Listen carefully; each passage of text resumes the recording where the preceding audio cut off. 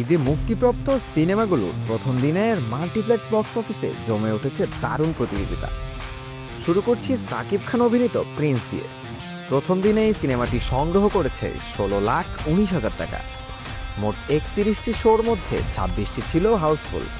Star সিনেপ্লেক্সে show না থাকা এবং কিছু শো বাতিল হওয়া সত্ত্বেও এটি একটি শক্তিশালী ওপেনিং। এরপর রাক্ষস প্রথম দিনে আয় ১৩,৯৩,০০০ টাকা।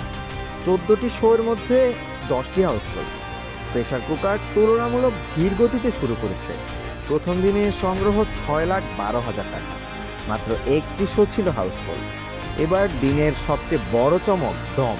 প্রথম দিনেই ৩০,৩৯,০০০ টাকা আয় করে বছরের সর্বোচ্চ ওপেনার হয়েছে। ২৭টি শোর মধ্যে 22টি হাউসফুল। সবশেষে বনলতা এক্সপ্রেস ২০,৪০,০০০ টাকা নিয়ে বছরের দ্বিতীয় সর্বোচ্চ ওপেনিং। ২১টি শোর মধ্যে 17টি হাউসফুল। সব মিলিয়ে ওপেনিং ডেতে এগিয়ে দম। তবে লং রানে কোন সিনেমা রাজত্ব করবে সেটাই এখন দেখার বিষয়। আর এমন আরও বক্স অফিস আপডেট পেতে চোখ রাখুন এফবিএন এন্টারটেনমেন্টের পর্দায়।